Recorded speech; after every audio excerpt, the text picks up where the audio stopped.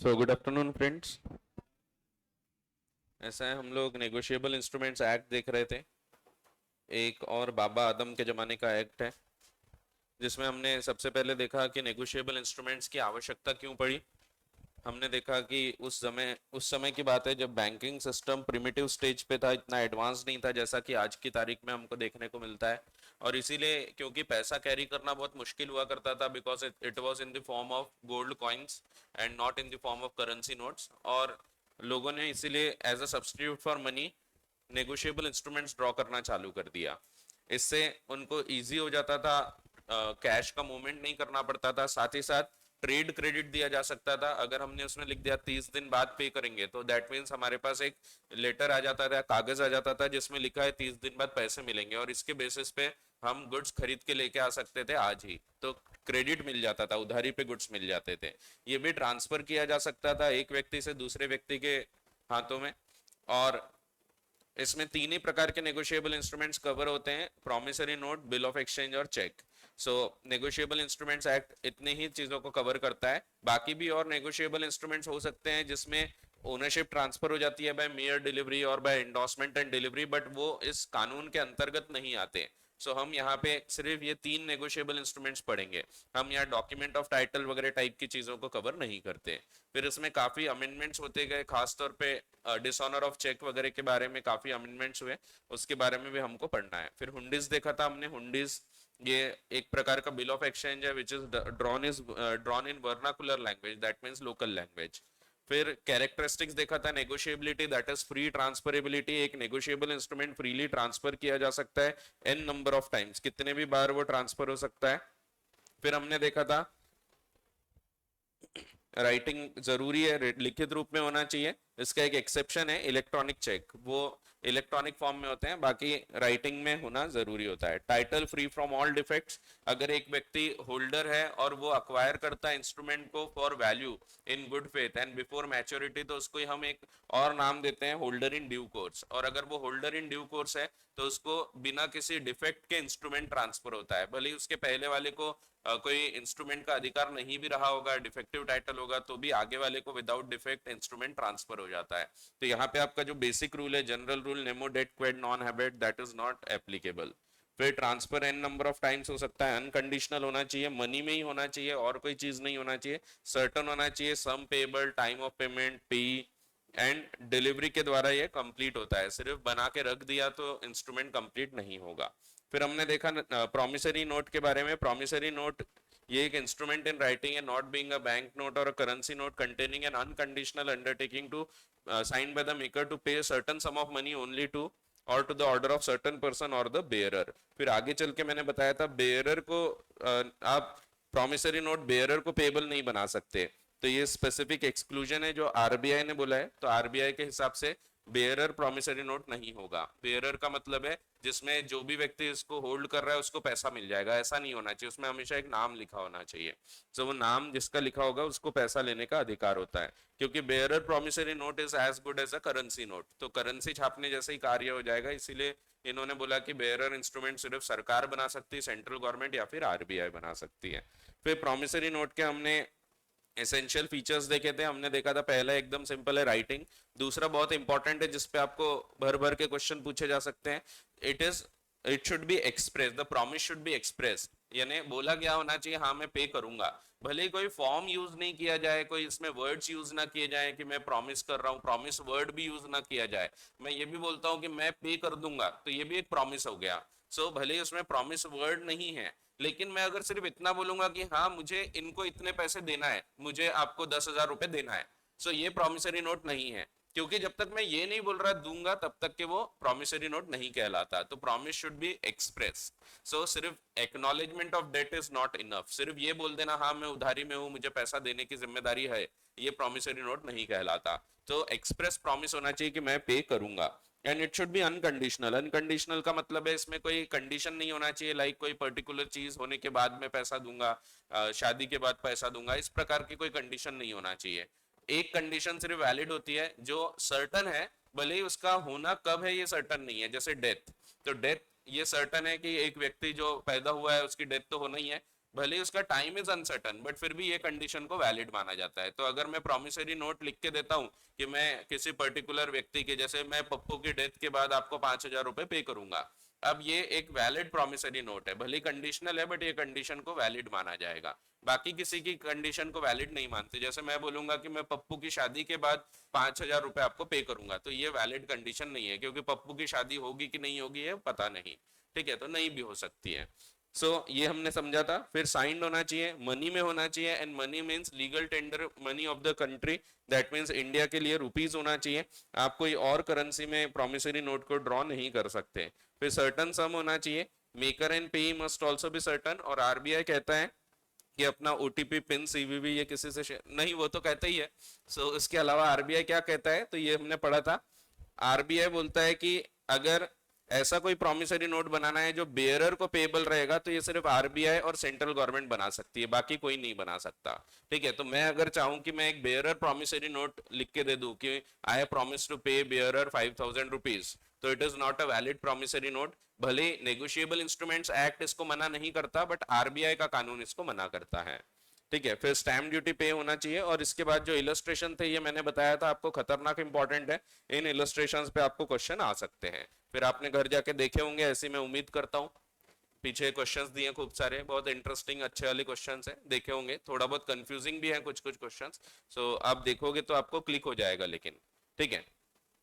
तो ये था अब तक हमने देखा। अब आगे अब हम बात करते हैं बिल ऑफ एक्सचेंज की। बिल ऑफ एक्सचेंज क्या है?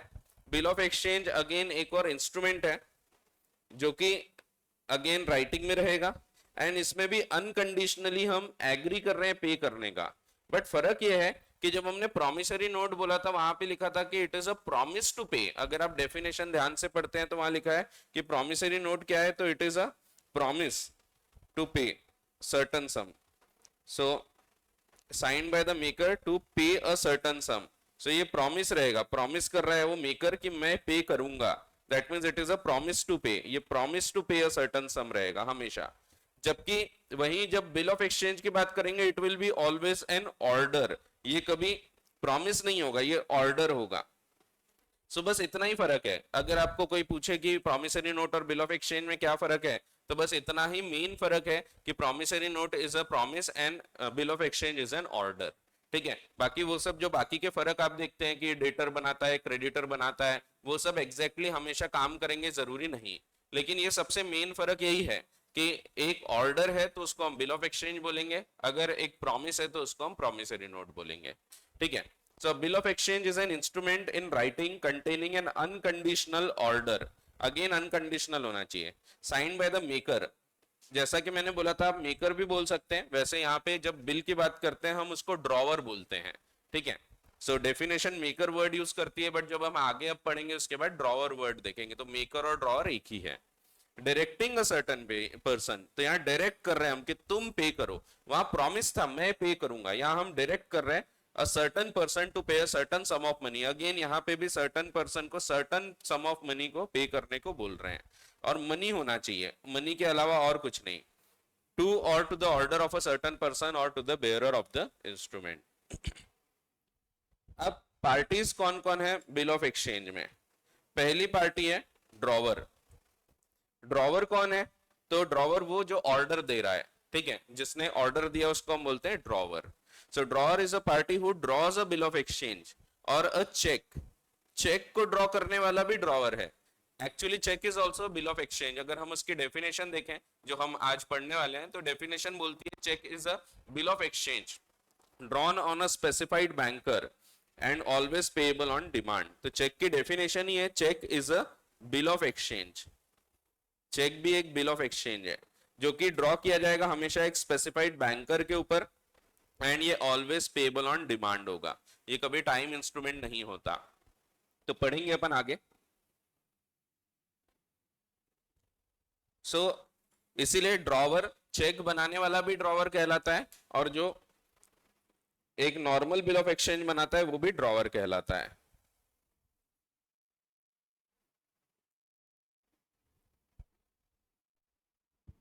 ठीक है। फिर ड्रॉई कौन है? Drawee is a person who is directed to pay. तो यहाँ ई ने ड्रॉ किया तो ई इज द ड्रॉवर, और ए ने किसको ड्रॉ किया, किसको बोला है कि पे करो, तो ए ये ऑर्डर दे रहा है बी को, तो B is the drawee. So drawee बन जाएगा, और ड्रॉई का मतलब है जिसको ऑर्डर दिया गया, ड्रॉवर ड्रॉई। ठीक है, ड्रॉई ही जब एक्सेप्ट कर लेता है, जब वो लिख लेगा कि हाँ मैं पे करने को तैयार हूं, तब उसको हम एक्सेप्टर बोलेंगे। जब तक वो साइन नहीं करता उसको हम एक्सेप्टर नहीं बोलते, उसको सिर्फ ड्रॉई ही बोल सकते हैं, क्योंकि जब तक वो एक्सेप्ट नहीं करेगा कि हाँ मैं पे करूंगा, जैसे मैंने आपको ऑर्डर दिया आप मुझे 5,000 रुपए पे करो, आप जब तक हाँ नहीं बोलते तब तक उसकी कोई अहमियत नहीं है। सो आपको उसको एक्सेप्ट करना पड़ेगा कि हाँ मैं पे करूंगा। जब आप एक्सेप्ट करोगे तभी आप एक्सेप्टर हो, तब तक सिर्फ आप ड्रॉई कहलाते हो। ठीक है, सो ड्रॉई ये वो व्यक्ति जिसके ऊपर बिल ड्रॉ किया गया, तो drawer is the party who draws the bill of exchange and ड्रॉई is a party on whom such a bill of exchange or check is drawn. In other words, the person who is thereby directed to pay, जिसको order दिया गया है उसको हम बोलेंगे drawee. Drawee of a bill of exchange has signified his assent, assent यानी हाँ बोल दिया उसने, सो हु हैज सिग्निफाइड उसने हाँ बोल चुका है in the two the order of the drawer, तो उसको फिर हम आगे चल के एक्सेप्टर बोलते हैं। So the is called as the acceptor, becomes liable to the holder after he has signed his assent, but not before. After acceptance, his liability is primary and unconditional. So एक बार उसने accept कर दिया तो फिर हम उससे फिर पैसा claim कर सकते हैं। His liability is primary and unconditional. Without any condition उसको पैसा फिर पे करना पड़ता है। ठीक है, so ऐसा है। अब एक और कॉन्सेप्ट है draw in case of need का, ये भी मैं आपको समझा देता हूं। Draw in case of need क्या होता है, कभी कभी हमको डर रहता है कि आगे वाला हमको एक्सेप्टेंस देगा कि नहीं देगा। जैसे समझो एक सिंपल सा एग्जांपल लेते हैं हम, ए है, ए ने बी को गुड्स भेजा था, थोड़ा नीचे बनाते हैं इस डायग्राम को।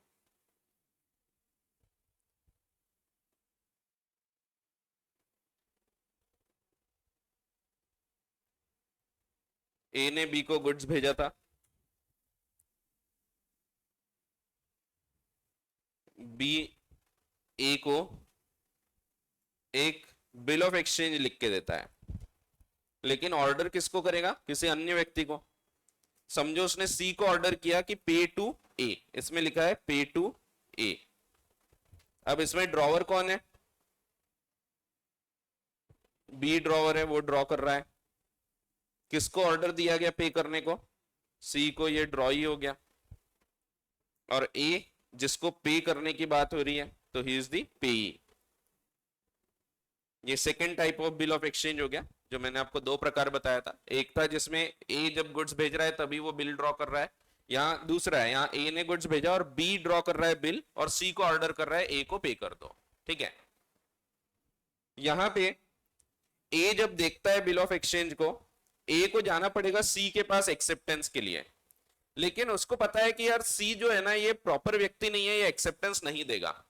ए को पता है कि सी प्रॉपर हमको एक्सेप्ट नहीं करके देगा, पेमेंट नहीं करके देगा, इसीलिए ए बोलता है बी को कि भी हम मुझे ये बिल ऑफ एक्सचेंज नहीं चाहिए। बी बोलता है क्यों नहीं चाहिए, तो ए बताता है कि ये सी जो है ना ये धोखेबाज व्यक्ति है, ये पैसा नहीं देगा, मुझे पक्का पता है। बी बोलता है कि नहीं मेरी गारंटी है कि सी पैसा देगा, फिर भी ए बोलता है मुझे बिल नहीं चाहिए, तो बी एक एक्स्ट्रा व्यक्ति का नाम लिखता है कि एक काम करो, अगर तुम सी के पास जाते हो और सी ने तुमको पैसा नहीं दिया, तो तुम फिर डी के पास चले जाना।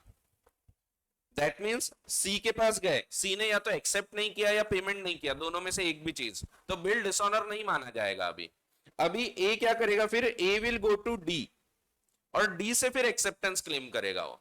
सो इसको हम नाम देंगे ड्रॉई इन केस ऑफ नीड। अगर जरूरत पड़ी तब उसके पास जाएंगे, अगर सी खुद ही एक्सेप्ट कर देता है या खुद ही पेमेंट करता है तो फिर हमको डी के पास जाने की आवश्यकता ही नहीं होती।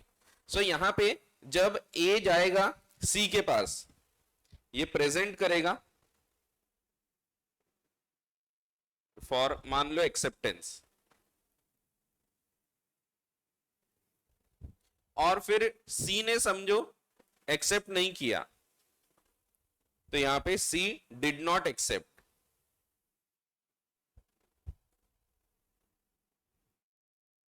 तो बिल डिसऑनर नहीं हुआ। नाउ यहां पे A will have to present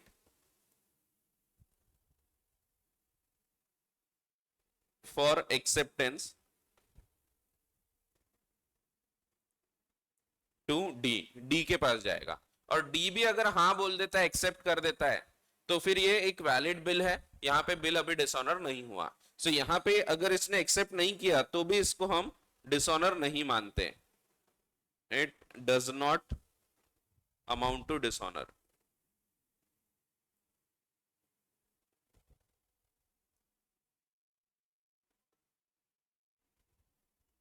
हाँ, अगर डी भी मना कर देगा तब डिसऑनर मान लेंगे हम। तो इसीलिए डी को हम क्या नाम दे रहे हैं, ड्रॉई इन केस ऑफ नीड, अगर जरूरत पड़ी तब हम उसके पास जाएंगे, जरूरत पड़ी नहीं तो फिर वहां जाने की आवश्यकता ही नहीं है। सो अगर नीड है तो उसके पास जाओ, ही विल बी द ड्रॉई। तो ये तब होता है खास तौर पे जब हमको डर रहता है कि ड्रॉई, ओरिजिनल ड्रॉई एक्सेप्ट नहीं करेगा, तो ऐसे केस में हम ड्रॉअर को बोलते हैं तुम दूसरे का एक नाम लिख के दो। ये एक प्रकार से गारंटी जैसा हो गया कि भाई अगर इसने नहीं भी लिया तो हम उसके पास जा सकते हैं, ठीक है। सो इससे एक्सेप्टेंस ले लो, नहीं देगा तो आप डी के पास जा सकते हो। तो D is called as the drawee in case of need, ठीक है। सो वही दिया है, sometimes in a bill of exchange the name of another drawee is mentioned in addition to the original drawee. The purpose of such a drawee is that he should be approached for acceptance or payment of the bill of exchange when it is dishonored by original drawee. So original drawee उसको accept नहीं कर रहा है, dishonor कर रहा है, तो भी हम अभी D के पास जाएंगे।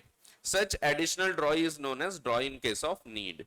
When the original drawee refuses to accept the bill, then the holder must present the bill to the drawee in case of need for his acceptance or payment. And the drawee in case of need may either accept the bill of exchange or pay the amount mentioned in the same, ठीक है।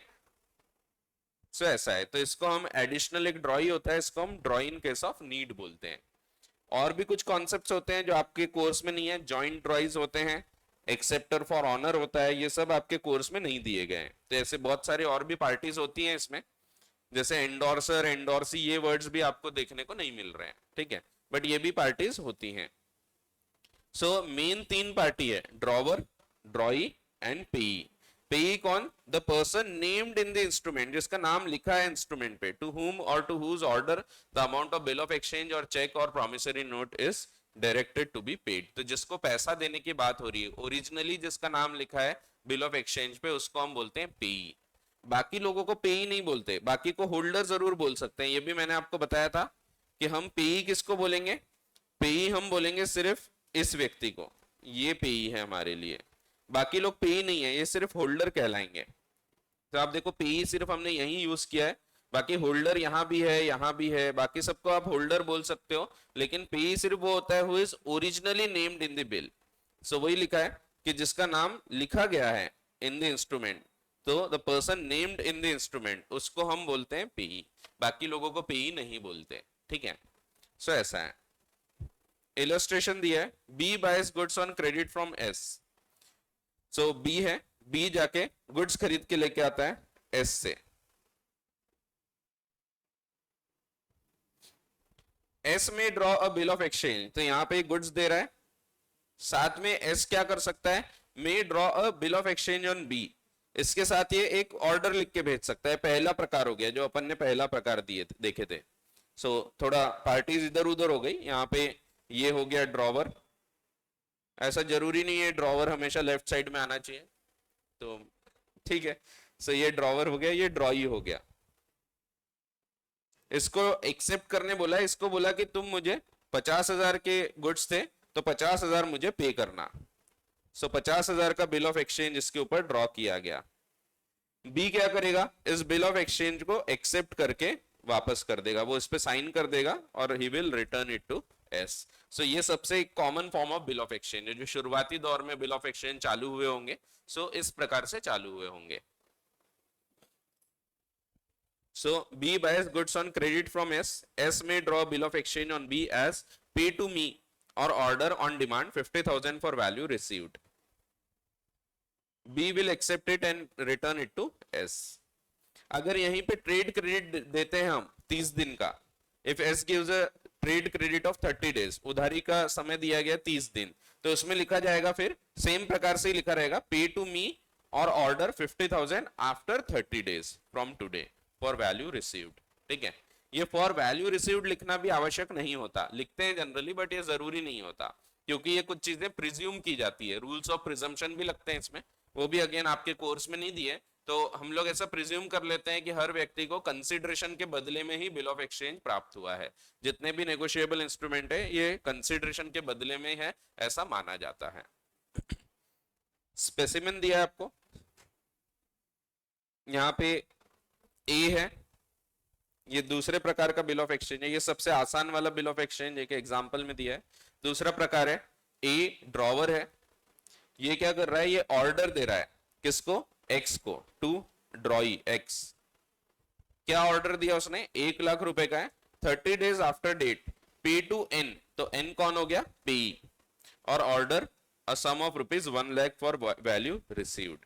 सो इस पे ए sign करेगा और ये hand over कर देगा N को, एन फिर बाद में जाएगा एक्स के पास और उसकी एक्सेप्टेंस लेगा, इस पे एक्सेप्टेंस लेने के बाद फिर एक्स को ही हम, जो ड्रॉई है उसको ही हम फिर एक्सेप्टर भी बोल सकते हैं, जब तक वो एक्सेप्ट नहीं करेगा तब तक सिर्फ ड्रॉई बोलेंगे हम उसको। ठीक है, इसके भी कुछ एसेंशियल्स हैं, वैसे आपको प्रोमिसरी नोट के एसेंशियल्स पे क्वेश्चन आते हैं, बिल ऑफ एक्सचेंज के एसेंशियल्स पे नहीं आते, इसमें आपको एक्सेप्टेंस के ऊपर क्वेश्चन आता है। सो उसका पॉइंट दिया है क्या, एक बार देख लेता हूं मैं।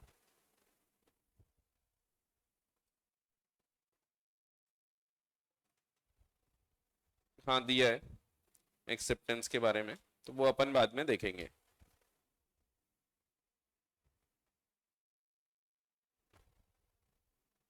ठीक है, फिर रूल्स ऑफ कॉम्पेंसेशन है और डिसऑनर है, खत्म। थोड़े बहुत प्रिजम्पशंस आपको यहाँ पे देखने को मिलेंगे,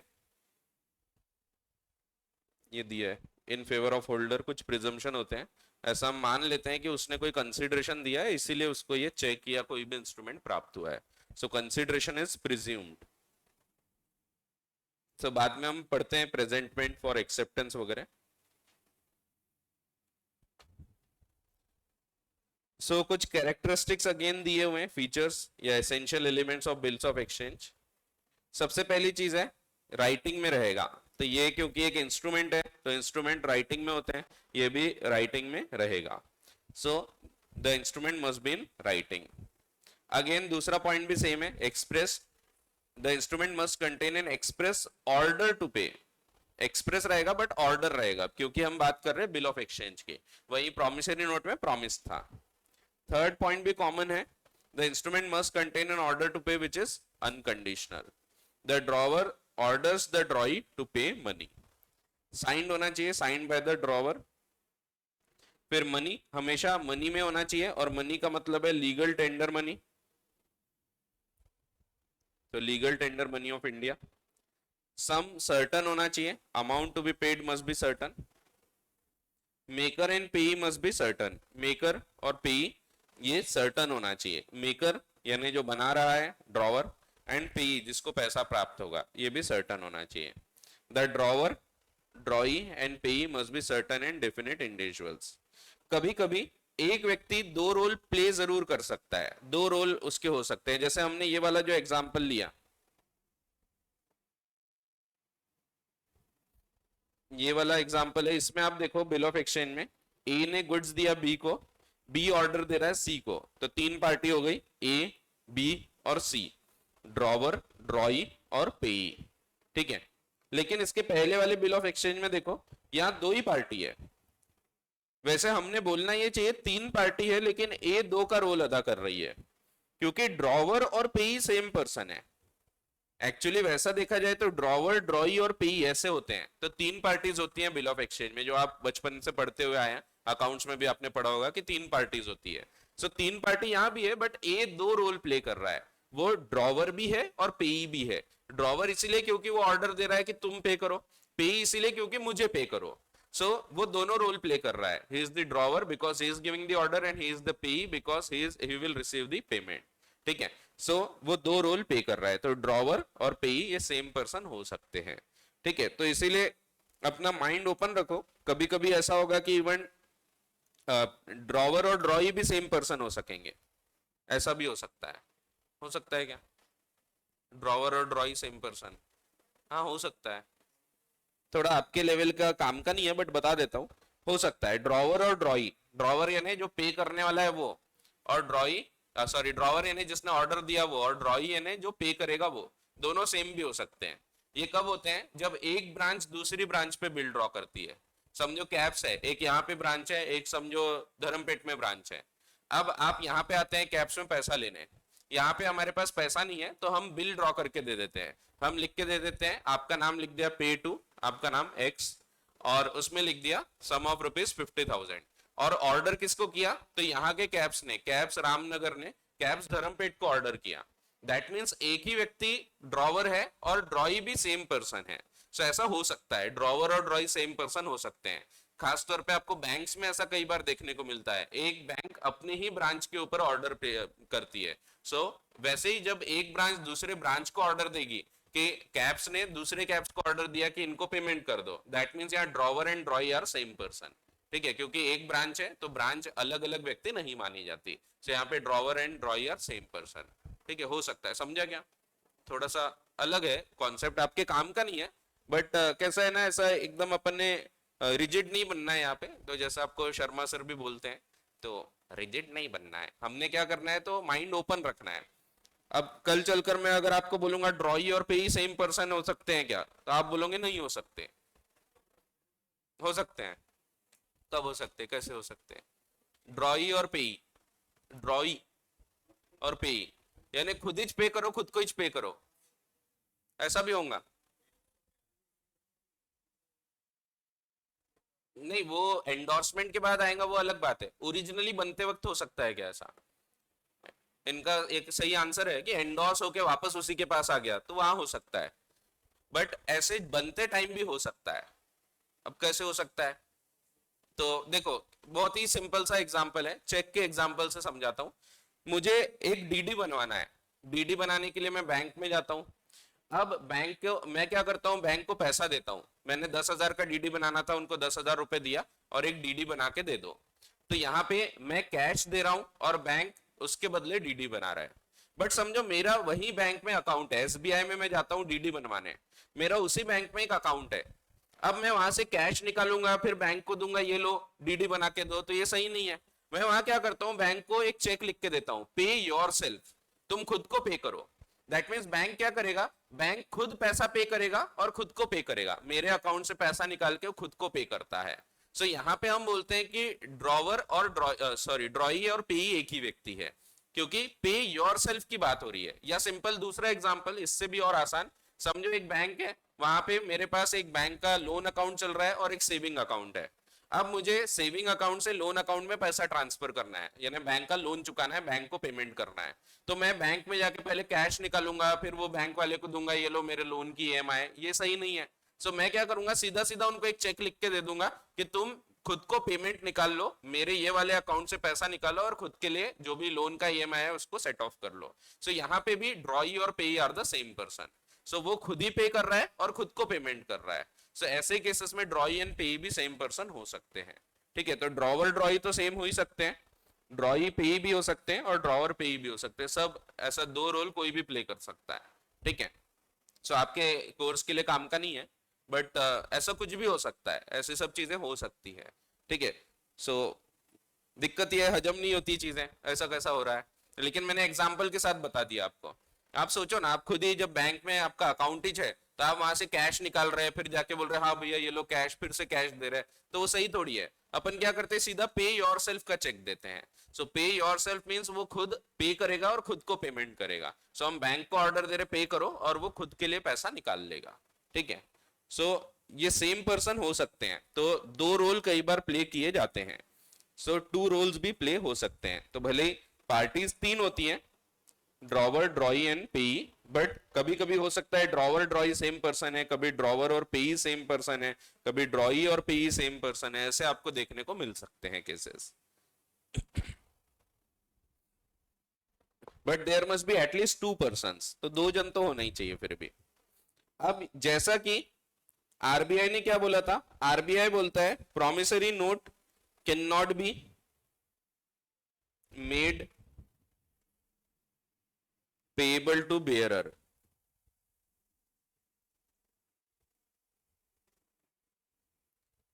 ये बोला था इसने। वैसा ही आरबीआई एक और चीज बोलता है, bill of exchange can not be made payable to bearer on demand. On demand नहीं बना सकते। सो बिल ऑफ एक्सचेंज को payable to bearer on demand नहीं बना सकते, आरबीआई बोलता है। आफ्टर टाइम जरूर बना सकते हैं, payable to bearer after a specified time बना सकते हो, but payable to bearer on demand नहीं बना सकते। ठीक है, सो ये चेक जैसा हो जाएगा इसीलिए। सो जैसे बैंक के खुद के करेंसी नोट्स वगैरह टाइप हो जाते हैं इस प्रकार से। सो इसीलिए यहाँ पे प्रोमिसरी नोट तो पेएबल टू बियरर ही नहीं बना सकते, बिल ऑफ एक्सचेंज बियरर बना सकते हैं बट ऑन डिमांड नहीं बना सकते, आफ्टर स्पेसिफाइड टाइम बना सकते हैं। ठीक है, तो आगे पढ़ेंगे हम डिमांड इंस्ट्रूमेंट और टाइम इंस्ट्रूमेंट, अभी का इतना ध्यान रखो। फिर आगे जब क्लासिफिकेशन हम देखेंगे तो उसमें हम टाइम इंस्ट्रूमेंट और डिमांड इंस्ट्रूमेंट भी देखेंगे। ठीक है, तो आरबीआई बोलता है as per section 31 of RBI act, a bill of exchange can not be made payable to bearer on demand. So bearer on demand नहीं हो सकता, but it can be made to bearer after a specified time. So ऐसा बना सकते हो, can be made to payable to bearer after specified time. No one except RBI and Government of India can draw a bill payable on demand to bearer of the bill. So ये सिर्फ RBI और government बना सकती है, ये दोनों ही चीजें। ठीक है, एक इलस्ट्रेशन दिया है आपको, pay to bearer on demand ₹5,000 for value received is an invalid bill of exchange since it is payable to bearer on demand. तो आरबीआई बोलता है ये नहीं किया जा सकता। ठीक है, तो ध्यान रखना illustrations.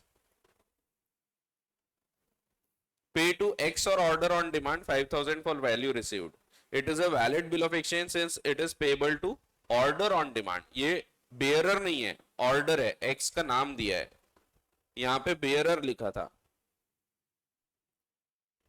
Pay to bearer after 30 days, अब ये भी वैलिड है क्योंकि बेयरर है बट ऑन डिमांड नहीं है, ये ऑन डिमांड था। ठीक है, तो ये इनवैलिड है, ये वैलिड है, ये वैलिड है। It is a valid bill of exchange since it is payable to bearer but after a specified time. और ये सेम पॉइंट है, स्टैम्प्ड होना चाहिए, दैट मींस इस पे प्रॉपर्ली स्टैम्प ड्यूटी पे की होना चाहिए as per Indian Stamp Act, and such stamp must be duly cancelled by the drawer signature और इनिशियल्स ऑन सच स्टैम्प और अदरवाइज। ठीक है, सो ऐसा है, ये होता है बिल ऑफ एक्सचेंज का आपका मेन कॉन्सेप्ट। फिर डिफरेंस दिया है दोनों के बीच में, difference between promissory note and bill of exchange.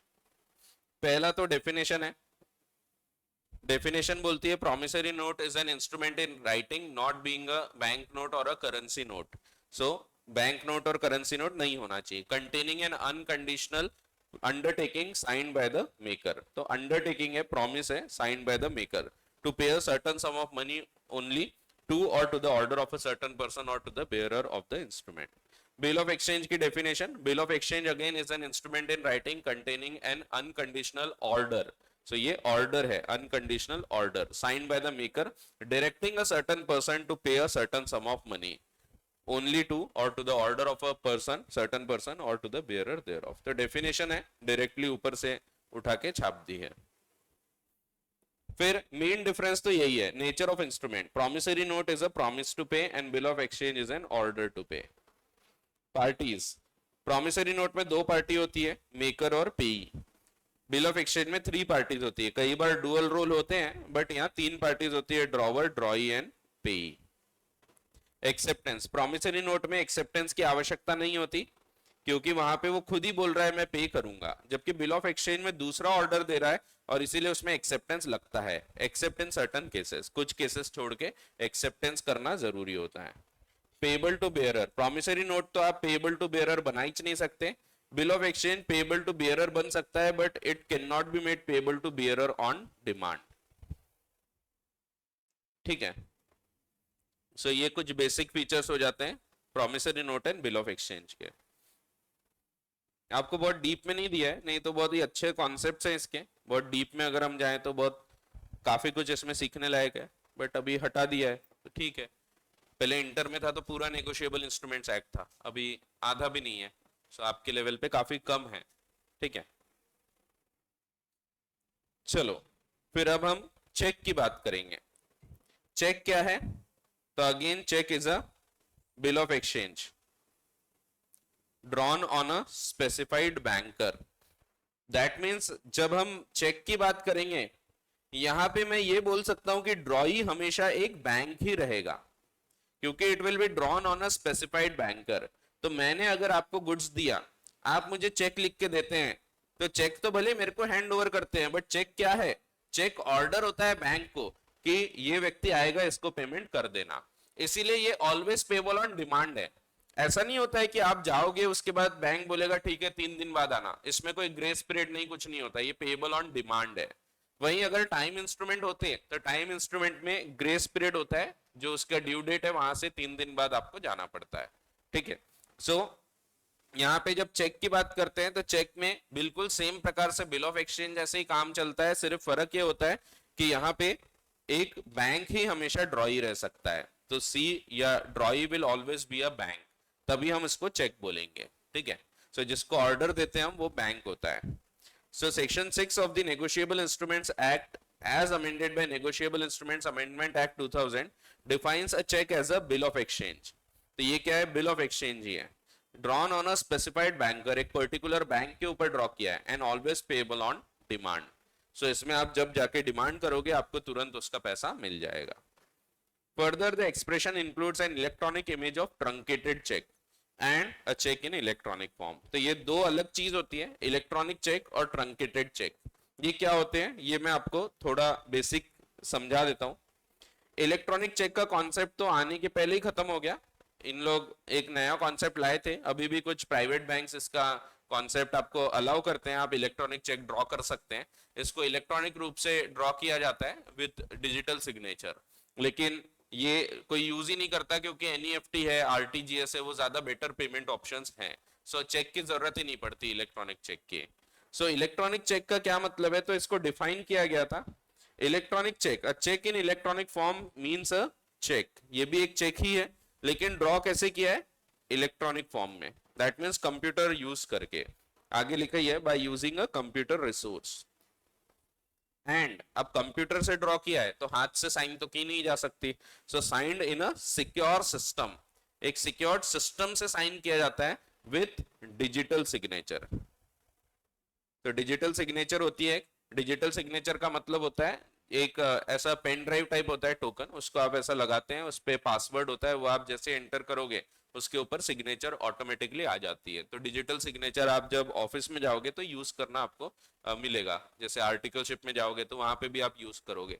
आजकल सभी जगह चलती है ये, आप इनकम टैक्स में डीएससी यूज करोगे, डीएससी बोलते हैं शॉर्ट में, डिजिटल सिग्नेचर सर्टिफिकेट, तो इसीलिए डीएससी। सो डिजिटल सिग्नेचर ये एक सर्टिफाइंग अथॉरिटी होती है, उसके पास से आपको लेना पड़ता है, ठीक है। फिर विथ और विदाउट बायोमेट्रिक्स, तो ये डिजिटल सिग्नेचर विद बायोमेट्रिक्स भी हो सकती है या विदाउट बायोमेट्रिक भी हो सकती है। बायोमेट्रिक मींस वही जो आंखों का रेटिना हो गया, फिंगरप्रिंट हो गई, ये सबसे जो चेक होता है उसको हम बोलते हैं biometric. And asymmetric crypto system, ये क्रिप्टो सिस्टम एक सिस्टम होता है जिसके थ्रू दो की होती है। अब ये भी आपको है नहीं, पहले ये पढ़ाया जाता था, सीए में आईटीएसएम होता था और फाइनल लेवल पे इसका होता था, तो जब हम लोग पढ़ते थे तब होता था। सो इंफॉर्मेशन सिस्टम्स का पूरा डिटेल में आपको कोर्स हुआ करता था, तो उसमें बताया जाता था कि कैसे क्या असिमेट्रिक क्रिप्टो सिस्टम काम करता है। अभी सिर्फ आप एक ध्यान रख सकते हैं, ये एक प्रकार से एनक्रिप्ट करने का तरीका है। एनक्रिप्ट करना मीन्स उसको हाँ कोड लैंग्वेज में कन्वर्ट करना, उसका एक तरीका होता है एनक्रिप्शन, और वो डिक्रिप्ट भी होता है यूजिंग असिमेट्रिक क्रिप्टो सिस्टम। तो इसमें दो की होती है, एक प्राइवेट की होती है जो अपने पास होती है, प्राइवेट की यानी एक अपना पासवर्ड है, और एक पब्लिक की होती है जो कहीं क्लाउड में स्टोर्ड होती है। आप जब अपनी प्राइवेट की लगा के कोई डॉक्यूमेंट देते हैं, जैसे समझो मैंने डिजिटल साइन करके आपको एक डॉक्यूमेंट दिया, तो मैं कैसे दूंगा? तो मैं अपना पहले सर्टिफिकेट लगाऊंगा, उसमें प्राइवेट की एंटर करूंगा, उसमें साइन छप जाएगी, फिर वो आपके पास आएगा। आपको कैसे पता लगेगा कि ये सही व्यक्ति ने साइन किया कि नहीं किया? कि मेरी साइन है, लेकिन आपको थोड़ी देख के पता लग रहा वो साइन किसने किया है। इसीलिए एक पब्लिक की होती है जो कहीं क्लाउड में स्टोर्ड होती है। आप उसमें जो साइन है उसके ऊपर क्लिक करोगे, उसको वैलिडेट करोगे, राइट क्लिक करके वैलिडेट का ऑप्शन आता है। जैसे वैलिडेट करोगे तो वो लिंक होगा जो क्लाउड में पब्लिक की स्टोर्ड है उससे, और पब्लिक की और प्राइवेट की दोनों मैच होते हैं। जब वो मैच हो जाते हैं तो उसमें ऐसा राइट क्लिक आ जाएगा ग्रीन और वेरीफाइड लिख के आता है। दैट मीन्स ये तय हो गया कि मैंने आपको जब लिख के दिया तो साइनिंग मेरी ही थी उसमें। सो ये क्रिप्टो सिस्टम के थ्रू ये वर्क करता है। इसको असिमेट्रिक क्रिप्टो सिस्टम बोलते हैं। ये आपको कोर्स में नहीं है, पहले एक टाइम पे हुआ करता था कि कैसे क्या ये काम करता है। सो बहुत लोग इसलिए फेल हो जाते थे फिर, क्योंकि भारी पड़ता है ना, ये अपने काम का नहीं है, इंफॉर्मेशन टेक्नोलॉजी वगैरह हो गया तो ये अपने को फिर भारी पड़ता है बहुत। सो इसलिए हटा दिया। सो असिमेट्रिक क्रिप्टो सिस्टम एक प्रकार से एनक्रिप्ट करने का तरीका है। सो check in electronic form means a check drawn in electronic form using any computer resource and signed in a secure system with digital signature, with or without biometric signature, and asymmetric crypto system or with electronic signature as the case may be। ठीक है। सो ये definition है, exam में ये कभी पूछी नहीं गई आज तक, इंटर में काफी टाइम से है बट ये कभी पूछी नहीं गई। सो आपके लेवल पे भी चांस कम होते हैं, बट दिया है अलग से तो पढ़ना जरूरी है एक बार का। ठीक है। और वो रटना ही पड़ेगा ये डेफिनेशन को, और कुछ नहीं कर सकते, उसको समझाना उतना पॉसिबल नहीं है। जितना होता था उतना मैंने बता दिया, बाकी आपको रीड करना पड़ेगा 2-4 बार तो याद रहेगी।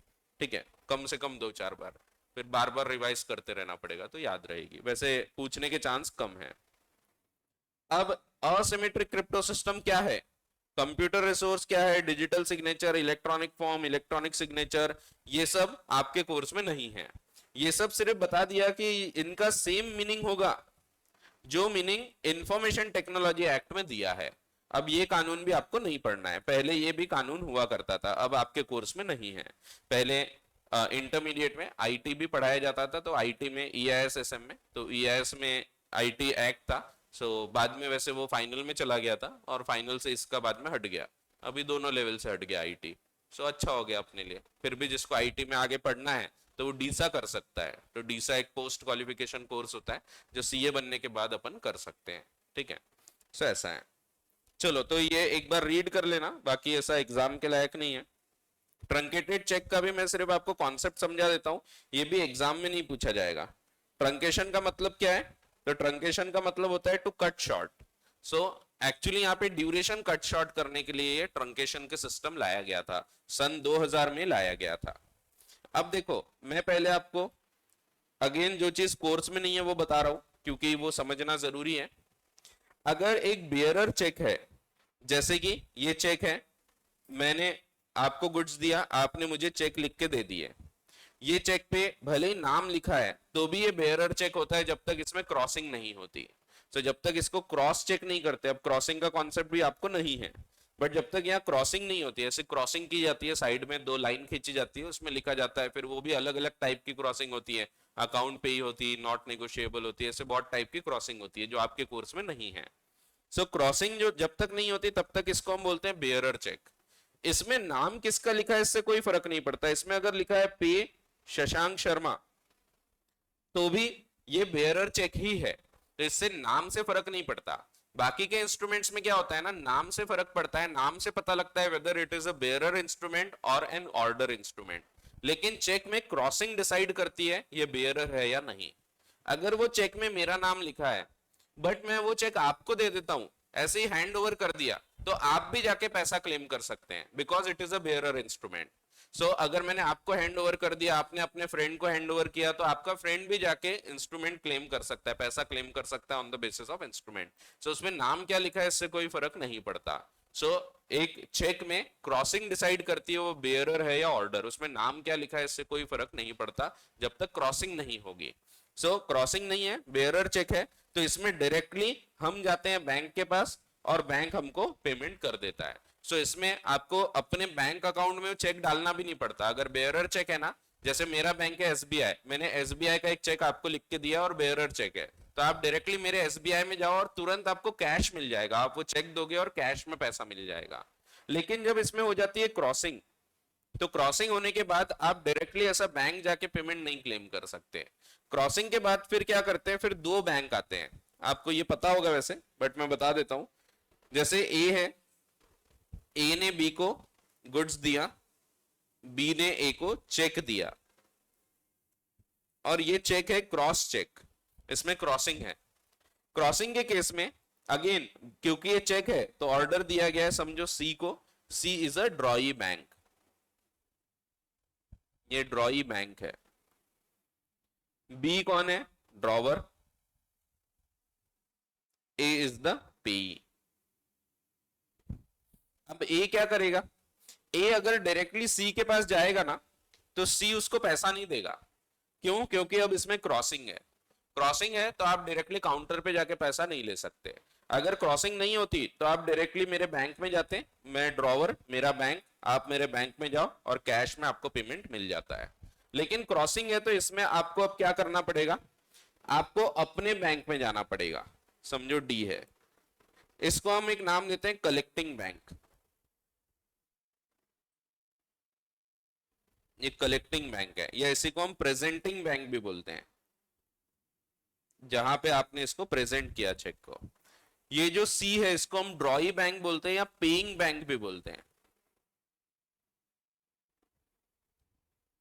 अगर मैं इसको सिंपली बताऊं तो ये बी का बैंक है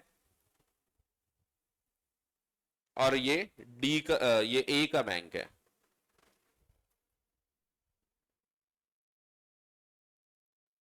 हम जाएंगे अपने बैंक अकाउंट में चेक को जमा करते हैं, किया होगा आपने ये तो जब क्रॉसिंग होती है तो आप अपने बैंक अकाउंट में जाके चेक को जमा करते हैं।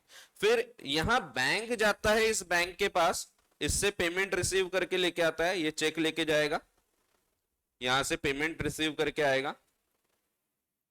तो आपने यहां चेक जमा किए थे बैंक में और फिर ये पेमेंट आपके अकाउंट में जमा कर देगा। तो ये प्रोसेस होती है क्लियरिंग की, इसको क्लियरिंग बोलते हैं। ये तब लगती है when there is a crossing on the cheque. अगर क्रॉसिंग नहीं है तो ये प्रोसेस नहीं लगती। तो ये क्रॉस चेक में ये प्रोसेस से क्लियरिंग होती है। अगर ये ओपन चेक है या बेयरर चेक है तो इसमें आपको कोई बैंक जाने की जरूरत नहीं, अपने बैंक जाने की आवश्यकता नहीं, डायरेक्टली इसके बैंक जाओ, इसके बैंक जाके आप पेमेंट क्लेम कर सकते हैं। लेकिन अगर क्रॉसिंग हो गई तो एक बैंक और पिक्चर में आता है, अपना बैंक। सो अपन अपने बैंक में जाएंगे, ये फिर यहां जाएगा, इससे पेमेंट रिसीव करेगा और यहां से लेके आएगा। सो क्रॉसिंग का मतलब होता है कि जब ये बैंक पे करेगा तो ये सिर्फ एक दूसरे बैंक को पे करेगा, ए को डायरेक्टली पेमेंट नहीं होगा। ठीक है। अब यहाँ पे पहले क्या होता था ना, बहुत टाइम जाता था इसमें, क्योंकि ए पहले जाएगा और बैंक में जाके चेक डिपॉजिट करेगा, फिर ये डी जाएगा सी के पास और यहां से पेमेंट लेके आएगा, वो चेक पूरा भेजा जाएगा। सो इसमें चेक वगैरह पूरे ट्रैवल होते थे, फिजिकली भेजे जाते थे एक बैंक से दूसरे बैंक के पास। इसमें काफी टाइम चला जाता था, लोकल क्लियरिंग को भी कम से कम 4-5 दिन लग जाते थे, और जो आउट स्टेशन क्लियरिंग है वो तो 10-10, 12-12, 15-15 दिन लग जाते थे। दिल्ली का चेक है, दिल्ली का बैंक है, तो यहाँ से वहां जाना, वहां से फिर क्लियर होके आना, तो इसमें काफी टाइम लगता था। फिर सन 2000 में चेक ट्रंकेशन सिस्टम इन्होंने चालू किया। ट्रंकेशन में क्या होता है, यहां तक कि आपने फिजिकल चेक जमा किया, इसके बाद ये बैंक क्या करता है, ये बैंक इसको इलेक्ट्रॉनिक इमेज में कन्वर्ट कर देता है। ये एक इलेक्ट्रॉनिक इमेज का चेक हो गया, यानी स्कैन करता है, सिंपली स्कैन करता है, डिजिटल सिग्नेचर लगाता है और ये स्कैन कॉपी भेजी जाती है फिर आगे। अब आगे फिजिकल चेक का मोमेंट अवॉइड होता है, खत्म हो चुका है। इस चेक को हम नाम देते हैं ट्रंकेटेड चेक। सो ये ट्रंकेटेड चेक है।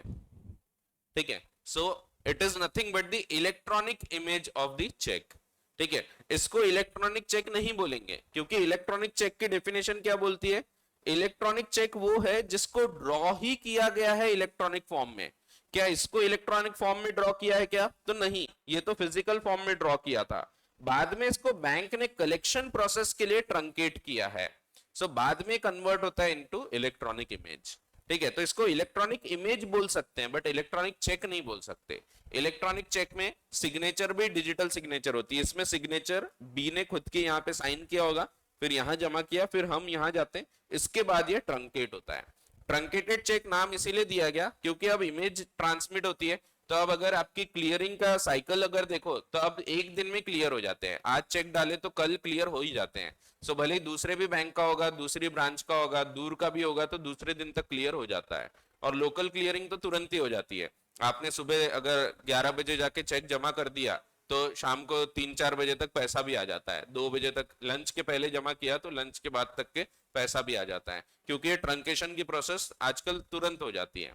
पहले इसमें काफी टाइम जाता था जब ट्रंकेटेड चेक नहीं चलते थे, बट बाद में इन्होंने ट्रंकेटेड चेक का कॉन्सेप्ट लाया और अब 100% सेटलमेंट ट्रंकेटेड चेक के थ्रू होते हैं। इसमें कभी कभी बीच में एक क्लियरिंग हाउस भी होता है। क्लियरिंग हाउस ये कई बार खुद बैंक ही होते हैं, ये बैंक खुद अपना क्लियरिंग हाउस का लाइसेंस रखता है। सो ये आरबीआई के थ्रू क्लियरिंग हाउस डिफाइंड है।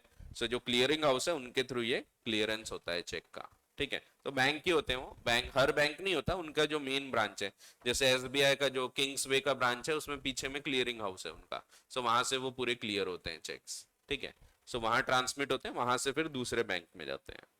सो ये तब जब चेक,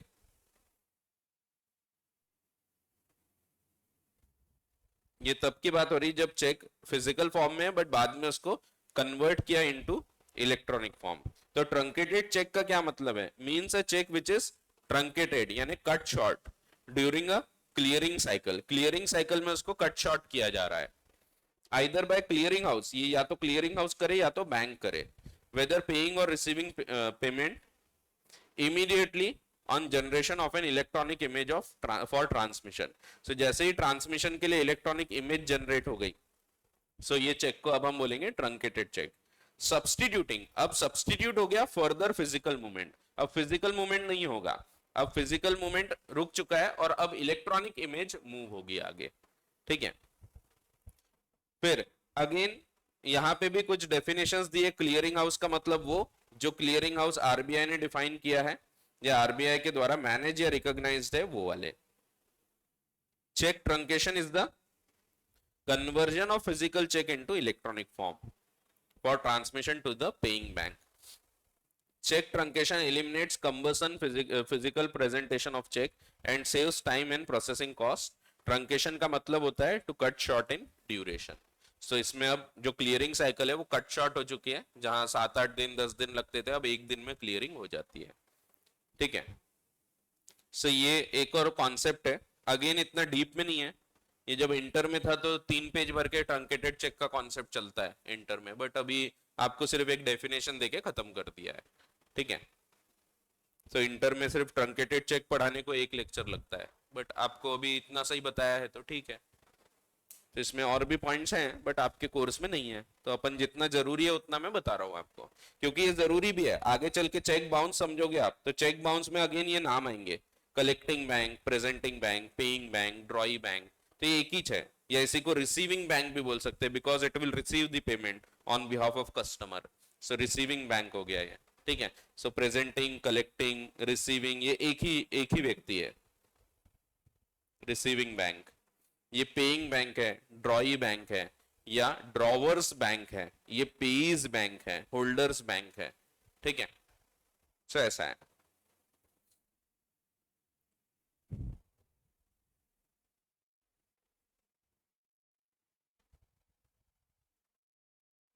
हाँ, फिर पार्टीज कौन कौन होती है?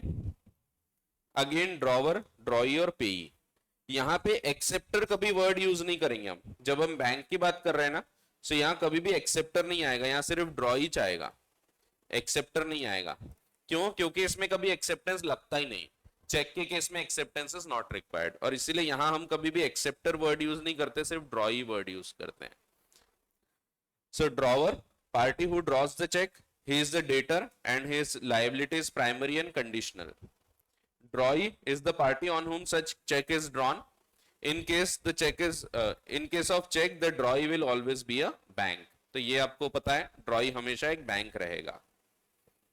फिर P, person named on the instrument, that is the person in whose favor the check is issued, to whom or to whose order the money is by the instrument directed to be paid is called the payee।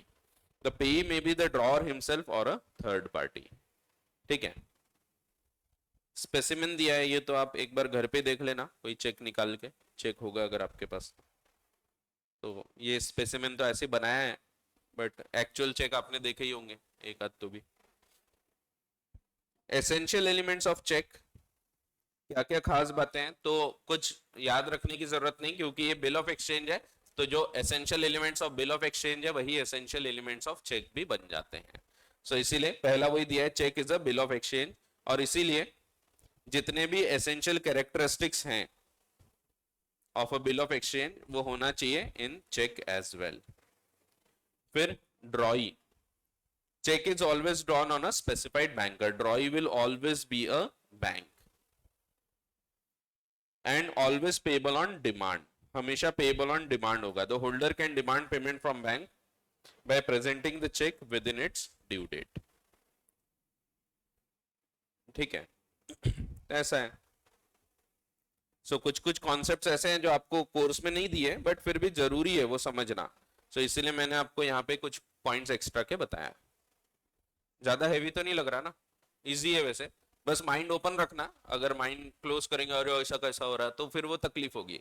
सो मैं बता रहा हूँ ऐसा मान लो कि हाँ होता है, और मैं तो एग्जाम्पल से बता रहा हूँ आपको, जैसे ड्रॉवर ड्रॉई सेम पर्सन हो सकते हैं, सो मान के चलो हो सकते हैं सब, ठीक है। तो ऐसा है। फिर होल्डर और होल्डर इन ड्यू कोर्स, ये मैंने बता चुका हूँ आपको, इस पे मॉड्यूल में कुछ नहीं दिया है, आईसीआई के मटेरियल में कुछ भी नहीं दिया है, बट ये पॉइंट भी जरूरी है, पता रहना चाहिए आपको। Holder, holder of a negotiable instrument means any person entitled in his own name, तो जो खुद के नाम से होल्ड कर सकता है उसको, in his own name, the possession thereof, उसको रखने का अधिकार, and to receive or recover the amount due thereon from the parties thereto, तो उसको रखने का अधिकार और पैसा रिसीव करने का अधिकार। अगर उसको ये दोनों चीजें हैं, एंड दोनों चीजें हैं, तो हम बोलेंगे वो एक होल्डर है। और इसीलिए अगर मेरे को रास्ते में कोई एक इंस्ट्रूमेंट छपड़ गया तो मैं होल्डर नहीं कहलाता, क्योंकि मुझे वो रखने का अधिकार नहीं है। वो बात और है कि मैं बैंक में जाऊंगा मुझे पैसा मिल जाएगा अगर बेयरर इंस्ट्रूमेंट है तो, लेकिन फिर भी मैं होल्डर नहीं कहलाऊंगा। होल्डर वो है जिसको अधिकार है वो इंस्ट्रूमेंट रखने का और उस पर पैसा क्लेम करने का। A person legally entitled to receive the money due on the instrument is called as holder। इसीलिए अगर क्लर्क है, सर्वेंट्स हैं या अकाउंटेंट है, जैसे कैप्स में चेक आए हमारे एम्प्लॉयज के पास रखे हैं, तो वो लोग होल्डर नहीं है, कैप्स इज दी होल्डर, क्योंकि कैप्स के नाम से वो इंस्ट्रूमेंट है, कैप्स को उस पर पैसा लेने का अधिकार है। सो वो किसके पास रखा है वो बेयरर कहला सकता है, but he is not the holder. Holder वो है जिसके नाम से इंस्ट्रूमेंट है, जिसको रखने का अधिकार है और पैसा क्लेम करने का अधिकार है। सो वही दिया है। 10 क्लर्क है या सर्वेंट है जिनके पास इंस्ट्रूमेंट रखा होता है, ये होल्डर नहीं है, they are only agents of the holder. Finder of lost instrument payable to bearer और person in wrongful position is not a holder. और होल्डर इन ड्यू कोर्स, ये भी एक पर्टिकुलर होल्डर है जिसने 3 खास पॉइंट्स पूरे किए, प्रूव किया। पहला, he should hold it for value, for consideration होना चाहिए। सो पहला पॉइंट है कि he should hold it for a valuable consideration। so holder in due course भी particular kind of holder ही है। holder of a negotiable instrument को holder in due course बोलेंगे अगर वो ये 3 कंडीशन पूरी करता है। पहला, he holds it for value, for valuable consideration। he became holder before its maturity, maturity के पहले उसने acquire किया है instrument, and he has no cause to believe that any defect existed in the title of the person from whom he derived the title, that is he acted in good faith। तो अगर ये 3 points पूरे होते हैं तो हम holder को holder in due course भी बोलते हैं। अब आपको एक्सप्लेनेशन एक पॉइंट क्लियर कर रहा है, वैसे ये पॉइंट होना चाहिए था मॉड्यूल में, इन्होंने क्यों हटाया पता नहीं, इस पे क्वेश्चन बहुत अच्छे बनते भी थे। एक्सप्लेनेशन में बोला है, from the aforesaid condition it is clear that person cannot be holder in due course अगर he is obtained the instrument by gift। अगर गिफ्ट दे दिया है तो वहां वो होल्डर है but holder in due course नहीं है। जैसे समझो आपने लॉ में 90 मार्क्स स्कोर किए, मैंने आपको 1 लाख रुपए का गिफ्ट चेक बना के दे दिया। अब यहाँ पे आप क्या है, तो आप होल्डर हैं क्योंकि you are entitled to have the position of instrument and you can claim the money, आप पैसा भी क्लेम कर सकते, but you are not the holder in due course क्योंकि आपने बदले में कोई कंसिडरेशन नहीं दिया है मुझे, ये गिफ्ट चेक है। सो गिफ्ट चेक दिया गया तो आप होल्डर बनते हैं, होल्डर इन ड्यू कोर्स नहीं बनते। दैट मींस इससे फर्क क्या पड़ेगा, अगर कल चलकर कहीं डिफेक्ट आ जाता है तो आपको डिफेक्टिव टाइटल ट्रांसफर होगा, अगर होल्डर इन ड्यू कोर्स होता है तो उसको टाइटल बेटर मिलता है from that of the transferor, लेकिन होल्डर को डिफेक्ट के साथ ही टाइटल ट्रांसफर होता है, तो दोनों में उतना फर्क होता है, ठीक है। वैसे ही अगर it has been obtained after its maturity तो व्यक्ति होल्डर बनेगा but holder in due course नहीं। वैसे ही अगर उसको सस्पिशन अराइज होना चाहिए था, गुड फेथ में नहीं है, तो ऐसे केसेस में भी वो होल्डर तो बन जाएगा but holder in due course नहीं, ठीक है। क्योंकि कवर नहीं किया है मॉड्यूल में तो चांस कम है क्वेश्चन आने के, बट फिर भी एक बार रीड जरूर कर लेना। अब क्लासिफिकेशन, क्योंकि होल्डर समझा है उसके बाद ही आप बेयरर समझ सकते हैं। होल्डर और बेयरर में फर्क यह है कि बेयरर वो होता है जिसके पास इंस्ट्रूमेंट रखा है, वो बेयरर है। उसको रखने का अधिकार है या नहीं वो अलग बात है। सो उसको अधिकार नहीं है तो वो होल्डर नहीं कहलाएगा। होल्डर वो है जिसको रखने का अधिकार है। जैसे मेरा चेक था, एक नॉर्मल ब्लैंक चेक है समझो, यहाँ पे पड़ा था जमीन पे, आपने उठा लिए, तो आप बेयरर हैं बट आप होल्डर नहीं है क्योंकि आपको रखने का अधिकार नहीं था। वो बात और है, आप बैंक जाओगे आपको पैसा मिल जाएगा लेकिन आपको अधिकार नहीं है। सो यहाँ ये ध्यान रखना जरूरी होता है कि अधिकार है या नहीं वो अलग चीज है और पैसा मिल गया वो अलग चीज है। हो सकता है किसी को अधिकार नहीं है बट फिर भी पैसा मिल गया, ठीक है, तो he will have to return it, so वापस करना पड़ता है ऐसे केस में, ठीक है। तो बेयरर, अब हम नेगोशिएबल इंस्ट्रूमेंट के क्लासिफिकेशन देखते हैं। On the basis of transfer bearer order, फिर inland foreign, and on the basis of improper drafting, incoherent, ambiguous, time demand। एक बार थोड़ा एक अंदाज ले लेते अपना कब तक कंप्लीट हो जाएगा, क्योंकि कल फिर सर बोल रहे थे एक्स्ट्रा क्लास अगर लगेगी तो ले लेना। नेगोशिएशन कैसे होता है ये भी देख लेंगे कल की क्लास में। प्रेजेंटमेंट फॉर एक्सेप्टेंस,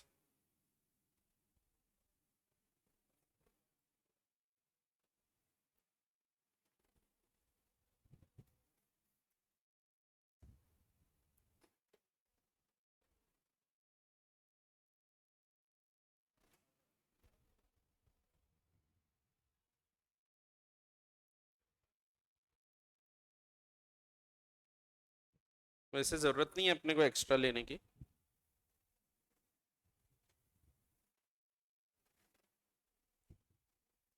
ज्यादा से ज्यादा कल 15 मिनट एक्स्ट्रा ले लेंगे, जल्दी ले लेंगे, चलेगा क्या? थोड़ा जल्दी चालू कर लेंगे, जैसे 11:45 से चालू होती है क्लास, तो अपन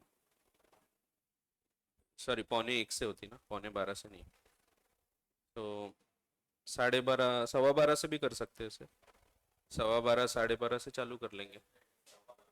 हाँ तो वो चेंज कर देंगे ना, वो अपने हाथ में है, तो 12:30 से कर देंगे लगे तो। मैं बता देता हूँ 15 मिनट एक्स्ट्रा हो जाएगा तो अपना इजीली कवर हो जाएगा। अपने को दिन कितने मिल रहे हैं? कल परसों नरसों और सैटरडे भी है, वैसे सैटरडे तक जाना ही नहीं पड़ेगा अपने को, अगर कल 15 मिनट एक्स्ट्रा मिल जाता है थर्सडे फ्राइडे को ही खत्म हो जाएगा अपना, तो फ्राइडे को लास्ट क्लास हो जाएगी फिर, ठीक है। तो ठीक है, कल 12 से लेना है, बहुत हैवी हो जाएगा, थोड़ा नया है ना आपके लिए, हजम नहीं होती वो चीज़ें वैसे ही, ऐसा लगता है अरे ऐसा कैसा हो रहा, तो वो प्रॉब्लम जाती है। सो हैवी ना हो जाए, अपने को ऐसा भी नहीं करना है कि निपटा दिए, सो अपने को समझ में भी आना चाहिए, सिर्फ निपट जाए ऐसा थोड़ी है, ठीक है। सो देखते हैं अपन, तो कल 15 मिनट एक्स्ट्रा ले लेंगे, फिर परसों देखेंगे अगर ज़रूरत पड़ी तो परसों और एक्स्ट्रा ले लेंगे, वैसे ज़रूरत नहीं पड़ेगी और टाइम भी नहीं है वैसे मेरे पास, शायद परसों दूसरी क्लासेस और चालू हो रही ना थर्सडे से, तो मेरा टाइम भी बड़ा एकदम फिक्स रहेगा, चेंज नहीं हो पाएगा। चलो देखते हैं, तो कल एक्स्ट्रा ले लेते हैं 15 मिनट। सो मैसेज आ जाएगा आपको कितने बजे है क्लास। चलो, क्लासिफिकेशन ऑफ नेगोशिएबल इंस्ट्रूमेंट, पहला क्लासिफिकेशन तो देख ही लेते हैं, बहुत ही आसान है। On the basis of transfer, एक इंस्ट्रूमेंट ट्रांसफर किस प्रकार से किया जा सकता है उसके आधार पे हम विभाजित कर सकते हैं उसको एज बेयरर इंस्ट्रूमेंट और एक order instrument. Bearer instrument means एक ऐसा इंस्ट्रूमेंट जिसमें लिखा हुआ है पे टू बेयरर, स्पेसिफिकली लिखा हुआ है, या फिर जिसमें कुछ खास ऐसे रोके हुए वर्ड्स नहीं है, रिस्ट्रिक्ट नहीं कर रहे हैं ट्रांसफर। अगर ट्रांसफर रिस्ट्रिक्ट नहीं कर रहे हैं तो उसको बाय मेयर डिलीवरी ट्रांसफर किया जा सकेगा। जिसमें कोई नाम नहीं लिखा होता उसको भी बेयरर मानेंगे हम। जैसे मैंने एक सिंपली आपको बिल ऑफ एक्सचेंज बना के दे दिया कि मैं आपको 15 दिन बाद, सॉरी मैंने ऑर्डर दे दिया कि आप मुझे 15 दिन बाद पैसा देंगे, आप उसको एक्सेप्ट कर लेते हैं, तो यहाँ पे ये एक टाइम इंस्ट्रूमेंट है, बट ये बेयरर इंस्ट्रूमेंट है क्योंकि इसमें मैंने नाम वगैरह नहीं लिखा। ठीक है, तो मैंने सिर्फ आपको ऑर्डर दे दिया हो, लेकिन मैंने नाम नहीं लिखा तो किसको पे करना है, तो ये एक बेयरर इंस्ट्रूमेंट कहलाएगा जिसमें पेई का नाम नहीं होता। तो अगर सिंपल इसको देखें तो पेई का नाम नहीं दिया है, तो या तो मेंशन एज बेयरर और नेम ऑफ पेई इज नॉट मेंशन।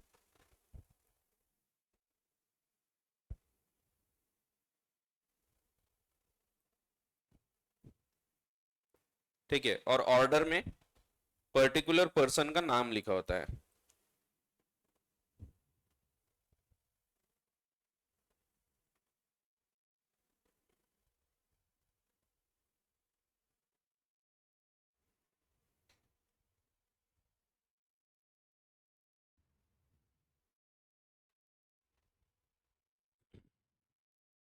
एग्जाम्पल दिए हैं आपको, पढ़ते हैं तो क्लियर हो जाएगा।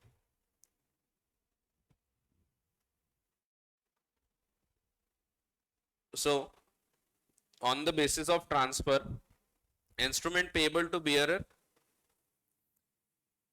an instrument is payable to bearer in any of the following cases if the instrument is expressed to be payable to bearer, जिसमें लिखा ही है कि payable to bearer है, या फिर अब ये वाला पॉइंट भी आपको दिया तो है बट आपको एंडोर्समेंट्स नहीं बताए हैं। एंडोर्समेंट इन ब्लैंक बताया है क्या आपको?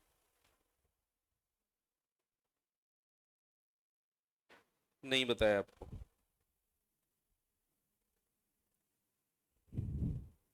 एक एंडोर्समेंट होता है, एंडोर्समेंट इन ब्लैंक। तो अब मैं समझा देता हूं थोड़ा सा। जैसे समझो एक ओरिजिनल इंस्ट्रूमेंट है, ए ने बी को गुड्स दिया था, बी ने इसको एक बिल ऑफ एक्सचेंज ड्रॉ करके दिया, इसमें लिखा हुआ है पे टू ए। ये ड्रॉ किया गया है सी के ऊपर, सी इज दी ड्रॉई, इसने एक्सेप्ट करवा लिया। ये कौन सा इंस्ट्रूमेंट है? क्योंकि इसमें नाम लिखा है पे टू ए, इसको हम बोलेंगे ऑर्डर इंस्ट्रूमेंट। अब ए अगर इसको आगे एंडोर्स करता है, समझो एक्स को, एंडोर्स कैसे होगा? साइन करके, क्योंकि जो ऑर्डर इंस्ट्रूमेंट होते हैं ना, इसको बाय एंडोर्समेंट साइन करके डिलीवर करना पड़ता है। बेयरर इंस्ट्रूमेंट को बाय मेयर डिलीवरी ट्रांसफर कर सकते हैं। ए ने क्या किया? ए ने सिंपली इस पे साइन कर दिया, यहाँ पे नाम लिखा ही नहीं, पे टू कुछ नाम लिखा ही नहीं, इसको हम एक नाम देते हैं एंडोर्समेंट इन ब्लैंक। उसने नाम नहीं लिखा, सिर्फ साइन कर दिया। सो कैसे करते हैं? तो उसमें लिखा था पहले पे टू ए, ये लिख के बी ने साइन किया होगा। अब ए जब इसको एंडोर्स करेगा तो इसने यहाँ पे टू एक्स लिख के ए ने साइन कर दिया, ये एक तरीका होता है। या फिर उसने कुछ लिखा ही नहीं और साइन कर दिया, इसको हम बोलते हैं ब्लैंक एंडोर्समेंट, जिसमें नाम नहीं लिखा, सिर्फ साइन करके हैंड ओवर कर दिया, ये ब्लैंक एंडोर्समेंट कहलाता है। ये दूसरे एंडोर्समेंट को फुल एंडोर्समेंट बोलते हैं, जिसमें हम नाम लिखते हैं, जैसे वो लिखता अगर पे टू एक्स और फिर आगे देता तो ये फुल एंडोर्समेंट कहलाता है। लेकिन अगर उसने कुछ भी नहीं लिखा, सिर्फ साइन किया, तो ये ब्लैंक एंडोर्समेंट है। जैसे ही ब्लैंक एंडोर्समेंट हुआ ना, now the instrument is converted into a bearer instrument. पहले ऑर्डर इंस्ट्रूमेंट था बट अब किसी का नाम नहीं लिखा है, नाम नहीं लिखा है, दैट मीन्स ये बेयरर इंस्ट्रूमेंट है। ठीक है, सो ये डेफिनेशन में ये बताया है। आपको ये कॉन्सेप्ट नहीं है वैसे एंडोर्समेंट इन ब्लैंक क्या होता है, बट डेफिनेशन में ये वर्ड आता है। ठीक है, सो आपको आधा ही नेगोशिएबल इंस्ट्रूमेंट एक्ट दिया है जैसा कि मैंने आपको बताया। सो आधा देने के कारण ऐसी कुछ गड़बड़े हैं, तो ये समझाए बिना आपको एंडोर्समेंट इन ब्लैंक नहीं पता है तो बेयरर इंस्ट्रूमेंट समझना मुश्किल होता है। So endorsement in blank means जिसमें कोई नाम नहीं लिखे, सिर्फ साइन किया, that is called as endorsement in blank. जिसमें हम पूरा नाम लिखते हैं, pay to X, pay to Y, और साइन करते हैं, वो कहलाता है एंडोर्समेंट इन फुल। अगर एंडोर्समेंट इन फुल हो गया तो ये ऑर्डर इंस्ट्रूमेंट रहेगा। समझिए एक्स ने इस पे लिख दिया पे टू एक्स, तो अगेन बेयरर से ये कन्वर्ट हो जाएगा ऑर्डर में। क्योंकि वहां लिखा है, वो एक्स खुद भी लिख सकता है, ठीक है। सो वही दिया है, तो अब पढ़ के देखो। पहली चीज, बेयरर इंस्ट्रूमेंट वो है जो कि स्पेसिफिकली लिखा है पे टू बेयरर, पे टू ए के बदले अगर लिखा होता पे टू बेयरर तो ये बेयरर इंस्ट्रूमेंट है, एक ही ये। दूसरा, या फिर a instrument which is originally payable in order, originally ये ऑर्डर इंस्ट्रूमेंट था, but on which if the only endorsement or the last endorsement on the instrument is endorsement in blank, जिसमें last endorsement या only endorsement blank endorsement है, that is where the instrument is endorsed by the holder by simply signing his name without writing endorsee's name, endorsee का नाम नहीं लिखा, simple sign कर दिया। सो ऐसे केस में ये अगेन कन्वर्ट हो जाता है इनटू बेयरर इंस्ट्रूमेंट, ठीक है, समझा क्या? सिंपल है, सिर्फ आपको कॉन्सेप्ट आधे हैं तो इसीलिए थोड़ा समझने में हो सकता है आपको थोड़ा तकलीफ जा सकती है, क्योंकि कॉन्सेप्ट ही पूरे नहीं है, इसीलिए मेरे को ये पहले एंडोर्समेंट इन ब्लैंक समझाना पड़ा आपको, क्योंकि यहाँ दिया है एंडोर्समेंट इन ब्लैंक, ठीक है। अब अगर ये बियरर है तो एक्स इसको अगर आगे किसी को एंडोर्स करेगा तो कैसे करना पड़ेगा? तो इसको बाय मियर डिलीवरी एंडोर्स करना पड़ेगा, इसको साइन करने की आवश्यकता नहीं, because it is a bearer instrument. अगर ऑर्डर होता तो साइन करके एंडोर्स करता, बट अब एक्स अगर इसको वाई को देना चाहेगा तो X can deliver it to Y by mere delivery, इसमें अब उसको साइन करने की जरूरत नहीं, बाय डिलीवरी वो ट्रांसफर हो जाएगा। वाई जेड को देना चाहेगा, बाय मियर डिलीवरी ट्रांसफर हो जाएगा। So bearer instrument can be negotiated by mere delivery. Instrument in the following form ये बियरर इंस्ट्रूमेंट में कवर होंगे। पहला, जिसमें लिखा ही है पे टू ए और बेयरर, या पे टू द बेयरर, या a bill of exchange payable to A के नाम से पेएबल था, ए एंडोर्स करता है उस पर सिंपल साइन करके एंड डिलीवर कर देता है सी को। अब अपन ने एक्स को डिलीवर किए with the intention of negotiating it, the instrument now becomes a bearer in the hands of x, ठीक है। तो x के नाम हाथ में वो अब बेयरर इंस्ट्रूमेंट करके माना जाएगा। ऑर्डर इंस्ट्रूमेंट, ऑर्डर इंस्ट्रूमेंट वो है जिसमें नाम लिखा होता है, पे टू ए और ऑर्डर, इस प्रकार से लिखा है। अगर और ऑर्डर नहीं भी लिखा है तो भी ऑर्डर इंस्ट्रूमेंट है, ठीक है। सिर्फ पे टू ए लिखा है तो भी ये ऑर्डर इंस्ट्रूमेंट है। Instrument payable to order if it is express to be payable to a person, एक पर्टिकुलर व्यक्ति का नाम लिख दिया है जैसे पे टू ए, और पेएबल टू द पर्सन और his order, pay to A और ऑर्डर, और payable to the order of a person, pay to the order of A, और where the last endorsement is in full, अगर उसमें last endorsement full है। अगर Y ने इसको जब एंडोर्स किया या ब्लैंक था, इस पे उसने लिख दिया पे टू जेड, तो अगेन ये कन्वर्ट हो गया इनटू एन ऑर्डर इंस्ट्रूमेंट। क्यों? क्योंकि इसमें अब नाम लिख दिया है, ठीक है। सो ए की साइन लिखी थी उसमें ऑलरेडी, अब उस पे सिंपली ये साइन के ऊपर उसने नाम लिख दिया, तो it is converted into an order instrument, ठीक है। कोई भी लिख सकता है नाम। An order instrument can be negotiated, अब अगर जेड को नेगोशिएट करना है तो उसको साइन करके डिलीवर करना पड़ेगा बाय एंडोर्समेंट एंड डिलीवरी। तो एंडोर्समेंट का मतलब है साइन करना। एंडोर्समेंट आई भी यूज कर सकते, ई भी यूज कर सकते, दोनों चलता है।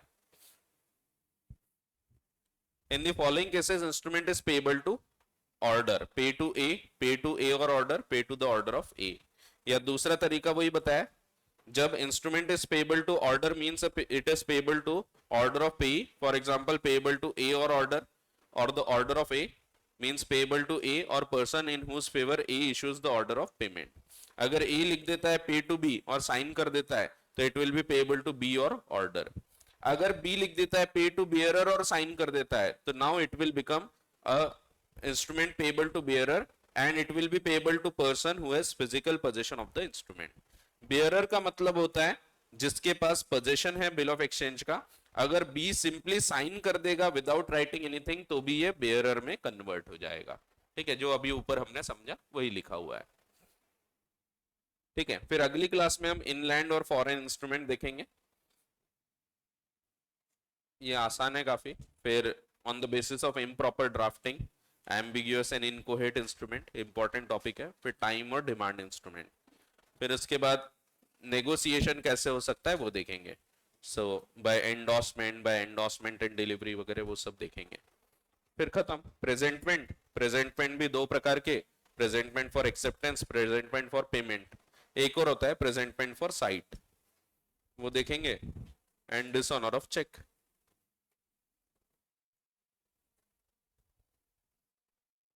चलो सो कंक्लूड करते हैं, नेक्स्ट क्लास में अपन आगे का डिस्कशन चालू करेंगे। Thank you.